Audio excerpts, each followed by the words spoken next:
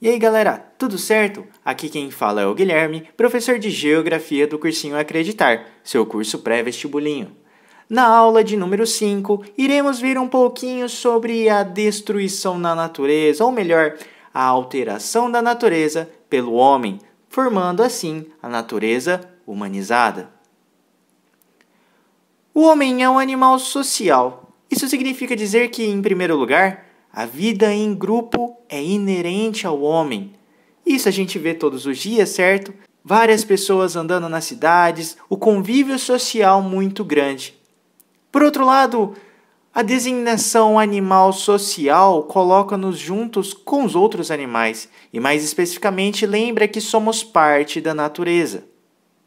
Ao serem formados os primeiros grupos humanos, a interação com a natureza se iniciou. Porém, essa relação homem-natureza com frequência nos passa despercebida. Afinal, a todo lado encontramos coisas feitas pelo homem, sendo pouco frequente encontrarmos regiões sem a interferência humana. Quando o homem pegou uma pedra e dela fez uma arma, ele iniciou o processo de humanização da natureza, ou seja, a conversão da natureza natural propriamente dita em segunda natureza, ou também chamada de natureza humanizada. Ou seja, ele destrói, muda e reconstrói o ambiente de forma sucessiva. A geografia, além de buscar compreender essa estrutura natural, também procura entender qual a relação de interesse do homem com os fatores naturais. Nós podemos dividir ao longo da história vários períodos do homem, iniciando com a fase da caça, pesca e coleta. Nesse período que preenche a maior parte da humanidade, o homem dependia por completo de seu ambiente, consumindo aquilo que estava a seu alcance, e quando havia escassez, migrava para outras áreas. Percebam como era quase nula a influência do ser humano na natureza. Mas, já nessa época, começava a fabricação de instrumentos de caça, pesca e coleta, e o homem iniciava o domínio do fogo. Passamos para a fase agrícola e pastoril. Com o passar do tempo, o homem descobriu que não era necessário ficar vagando atrás de alimentos e animais. Ele podia plantar seus alimentos e criar os seus próprios animais. Passou então de nômade para um animal sedentário. Consequentemente, passou a interferir mais no meio ambiente. Alargou-se o uso do fogo. Com ele, podia assar seus alimentos e queimar áreas de vegetação densa para o plantio. E lentamente, o homem passa a alterar o equilíbrio da natureza. Com esse domínio, maiores quantidades de alimentos foram obtidas, gerando um aumento da população total e, posteriormente, maiores devastações da natureza. Chegamos assim para a fase industrial. Esse período tem início no século XVII na Europa e depois se espalha pelo mundo. Esta fase é caracterizada por novas descobertas científicas que passaram a ser aplicadas na indústria e posteriormente na comunicação, transporte e entre outros. Um dos principais aspectos foi a descoberta de novas fontes de energia, inicialmente o carvão mineral e depois o petróleo.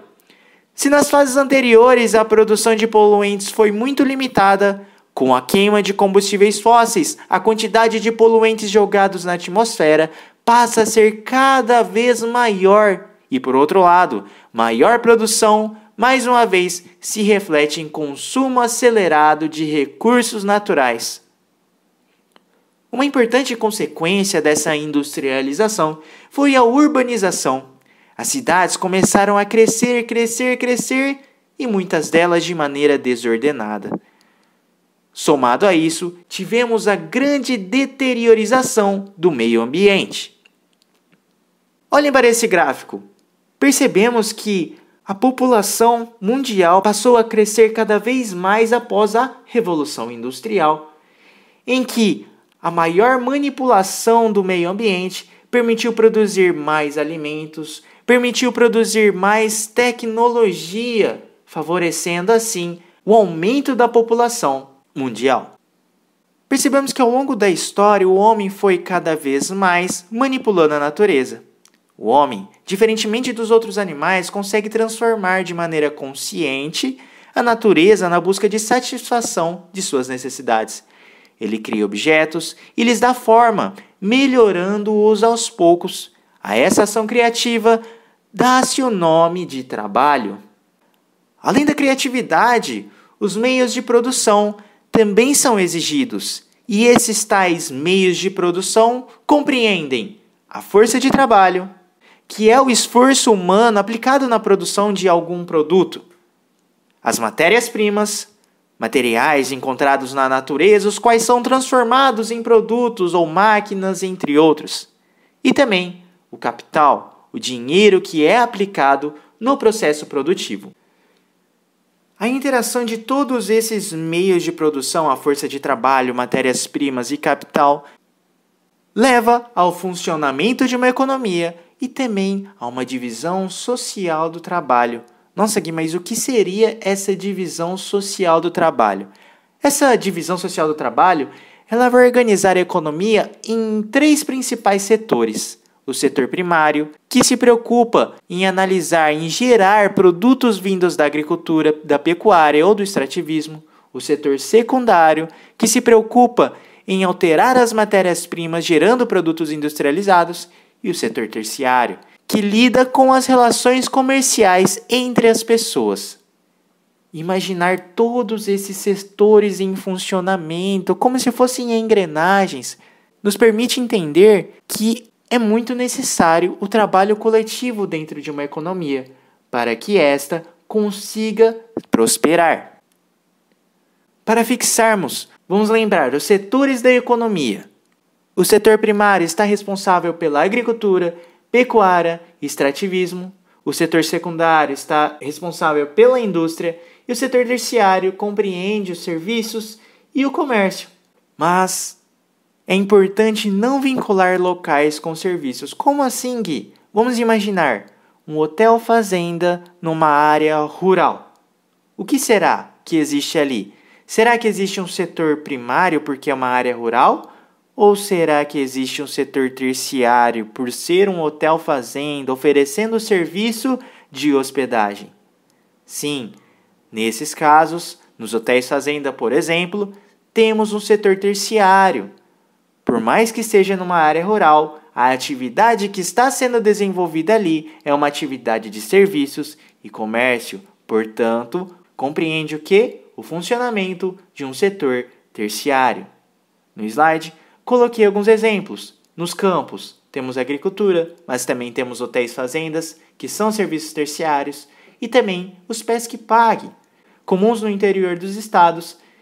Nas cidades também temos algumas regiões que apresentam hortas e também criações de animais. Por mais que seja numa cidade, a atividade que está sendo desenvolvida em ambos os exemplos é a atividade do setor primário. Vamos fazer agora uma questão do Enem de 2012. A interface clima-sociedade pode ser considerada em termos de ajustamento à extensão e aos modos como as sociedades funcionam em uma relação harmônica com seu clima.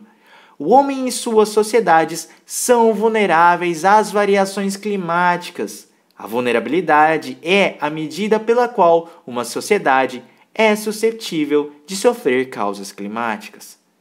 Considerando o tipo de relação entre ser humano e condição climática apresentado no texto, uma cidade torna-se mais vulnerável quando? O texto fornecido pela questão nos mostra a importância do clima para a sociedade. O homem e sua sociedade são vulneráveis às variações climáticas, ou seja, a sociedade acaba sendo suscetível a sofrer por causas climáticas. Se temos ali uma alteração da quantidade de chuvas ou se temos ali uma temperatura muito elevada, podemos ter várias complicações, vários problemas na sociedade. Pensando na questão econômica, qual dos 3 setores estará mais suscetível a sofrer pelas causas climáticas? Será o terciário? Vamos pensar. Chuva numa cidade, isso vai impedir com que as pessoas vão ao mercado ou vão trabalhar? Não, Por mais que tenha chuva, existe guarda-chuva, existe transporte público, existe carro, que permite ali as pessoas se locomoverem, por mais adversas estejam as condições.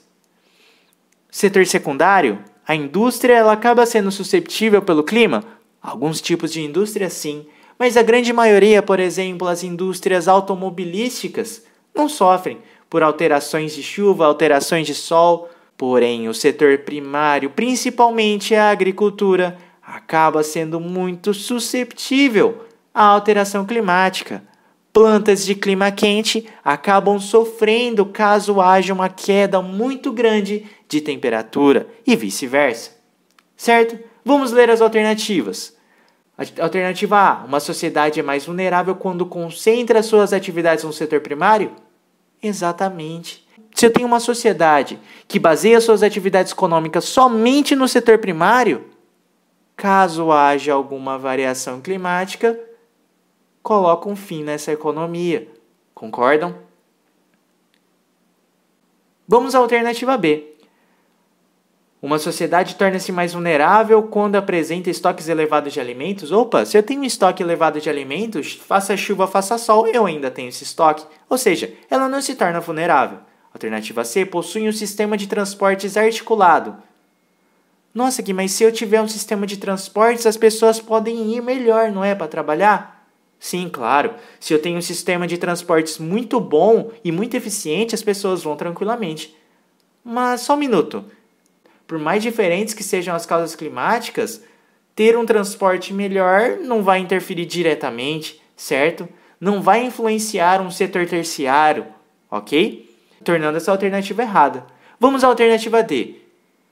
Uma sociedade é mais vulnerável quando diversifica a matriz de geração de energia. O que significa isso, Gui? Significa que ao invés dela somente produzir energia por meio hidrelétrico, ou seja, pelas usinas hidrelétricas, ela vai produzir também por termoelétricas ou até mesmo usinas nucleares. Tá certo isso? Se eu tiver uma variação climática, um país que diversificou a matriz de geração, ela vai ficar mais vulnerável? Não, se ela está diversificando, ela vai ter mais fontes de energia do que somente uma. Tudo bem que uma usina hidrelétrica ela vai sofrer por falta de chuvas, mas se uma economia está diversificando a produção de energia, a variação climática não vai afetar de maneira muito intensa, tornando a alternativa D também errada. E a última alternativa E. Uma sociedade torna-se mais vulnerável quando introduz tecnologias à produção agrícola. Totalmente errada. Por quê? Se eu introduzo tecnologia à produção agrícola, eu tenho melhorias na produção agrícola, tornando a minha agricultura menos suscetível a quaisquer outros problemas. Por exemplo, no Brasil, a soja cultivada no Mato Grosso e no Nordeste passou por modificações genéticas, permitindo a adaptação daquela planta ao clima mais quente dessas regiões. Portanto, essa tecnologia que foi introduzida à produção agrícola de soja permitiu se tornar menos vulnerável a alterações climáticas, tornando assim a alternativa E errada. Sobra então a alternativa A, a alternativa correta, indicando que uma sociedade vai se tornar mais vulnerável quando ela concentrar suas atividades no setor primário. Tudo bem? Terminamos assim mais uma aula de geografia. Aula esta em que comentamos sobre a natureza humanizada. Se você ficou com alguma dúvida, mande uma mensagem para o e-mail que está aqui na descrição do vídeo. Não se esqueça de assistir às outras aulas de geografia, assistir às aulas das outras disciplinas, nos seguir nas redes sociais, acessar nosso site para pegar os simulados, o nosso material e também não deixe de apertar o like e se inscrever no nosso canal para não perder nenhuma aula. Tá certo? Tamo junto, valeu, falou!